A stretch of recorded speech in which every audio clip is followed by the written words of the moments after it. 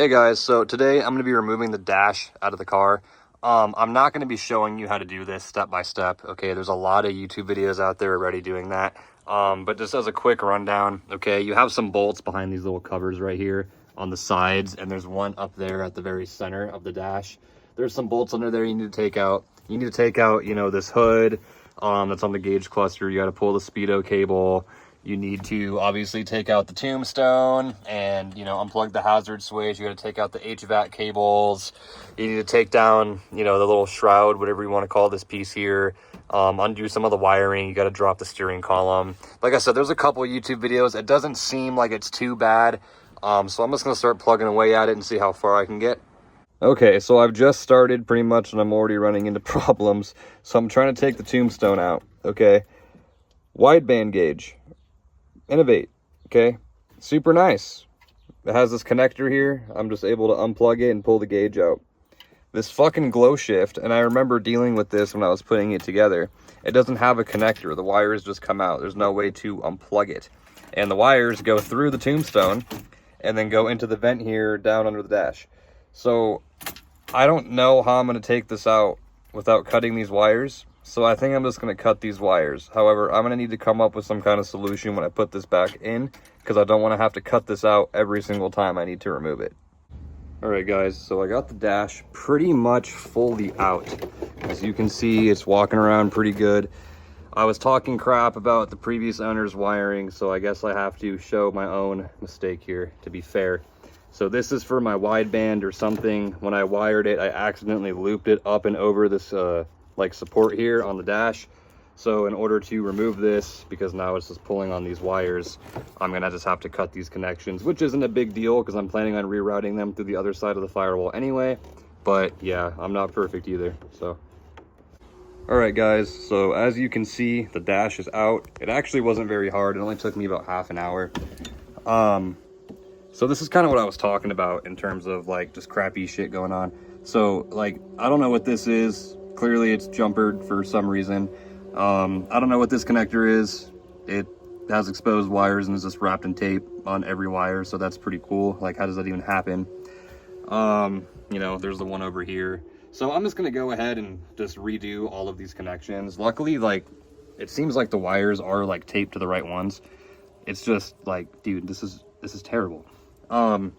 So I'm gonna try to fix some of that up, and then like this airbag thing here, I'll just go ahead and remove that. I don't need that anymore. That can go. I'm probably not gonna remove a bunch of stuff. I know that for sure can go, but everything else I'll probably just leave. I'm just gonna try to tuck everything away nicer, and then of course fix this wideband wiring mess that I have going on, and I'm gonna route it. As you can see here, this is where it's going into the firewall on the driver's side. I'll pull all of that out, route it through the passenger side once this AC box is out, and then I'll connect everything, you know, where it was, just routed this way instead of that way, so it's away from all that turbo heat. All right, guys, so I did a little bit of research. So this plug here is actually for the clutch switch, I guess, and it's jumpered, and it's probably jumpered for a reason. So I'm just gonna leave this alone, I think, and this would plug into here, but I'm gonna leave this alone. This here is for the like the door buzzer. It was already unplugged. I'm probably also just leaving this unplugged. It plugs into that guy there. The door buzzer is annoying. So even though I'm not going to be using this connection, I'm probably just going to fix these connections here anyway. I'll just feel better knowing it doesn't look like this, even though I won't be using it. And then these guys here, these blue boxes, are the airbag modules, which this car doesn't have airbags anymore. So I'm probably just going to take these boxes out. And then of course I've already unbolted it, but I need to disconnect this airbag sensor thing as well. So I'm going to go ahead and get those things taken care of. Okay, so I got the airbag modules out. There they are. Before I start messing with that wiring and stuff over here, I do just want to go ahead and pull the AC box out real fast. Okay, so the AC box is out. It was only held in by one bolt. Or nut, I should say. I'm pretty sure it's supposed to be held in by two, but the nut was missing here on the bottom stud, so it was only held in by this upper one up here. Now that the box is out, as you can see, I have two nice holes here to put some wiring through. So I'm going to undo all the wires coming out of the firewall right here. All of those, the red, and there is a vacuum line in there as well. Okay, I have all of it grounded right there. all in one spot. So I'm just gonna take that bolt out, and I'm gonna fish all the wires back through the firewall, through there, the way they came in, and then I'm going to reroute them to go into those holes over there. Okay, so I got the wiring all pulled out from the driver's side of the dash here. As you can see, it's kind of a mess. I'm currently routing them over to the passenger side of the firewall. Look at that. Beautiful, beautiful hole that everything's gonna go through. And it has a grommet on it. The other hole I had did not have a grommet on it, so this is an upgrade in every way. So yeah, it's just kind of a wiring mess that I myself created on this one. So I'm just gonna put everything kind of under here. I'm gonna wrap it in some loom, but I'm gonna get everything routed through this side of the firewall now and try to reconnect these connections that I had to cut. So I cleaned up the connectors a little bit. It's nothing beautiful, but there's no more exposed wires, which is what I was concerned about. I also got the AC delete kit on. So this is just a tube that reconnects the blower motor to the heater box. This is an OEM part. It's like $38.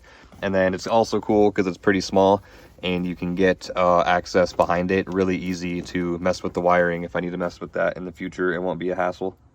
Okay, so I have everything pretty much how I want it. So on the upper hole here, I have both of my vacuum lines. One's for the boost gauge, the other one's for the ECU. And then down in here, I have all the wideband wiring nicely in this looming. And then this here is for the wideband controller to the wideband sensor down in the bay. All I really think I need to do now is start getting the dashboard back in, not fully in, just kind of loosely in place so I can start reconnecting some of this other wideband wiring I have going on. I just kind of need the dash in place so I can mimic where it'll go and I can cut, shorten, and kind of reorganize it how I see fit. Okay, so the dash is back in its resting spot. It's not bolted in, but it's fully in place. So now I'm just going to go ahead and rewire these connections where they go. It's only like 4 wires that I need to resplice. And then right here, I've got the wiring for the boost gauge pulled back through the vent, and as well as the wiring, or the connector I should say, for the wideband gauge. So I'm gonna go ahead and finish up the wiring, and then I'm gonna go ahead and start putting the rest of the dash back together. Earlier in the video, I had to cut the boost gauge out because when I previously wired it in, I didn't take into consideration ever having to remove it. So now I'm putting on these little connector crimp things so that I can just unplug it in the future next time if I have to remove it. The dashboard is fully installed. Only thing left to do is put the glove box back in, and before I do that, we'll just take one last look here. Much cleaner. I'm happy everything's routed through the passenger side now, away from the turbo heat. Got the AC delete kit in there. Looks pretty good. Here's a view from the engine bay. Again, just much better than what it was before. No more heat from coming over here. Looks good. I have everything put back together now fully. Car started right up. As you can see, the gauges are working just like they were before. Wideband's obviously working. Everything is good. If you guys enjoyed the video, please leave a like and subscribe, and I'll see you in the next one. Bye-bye.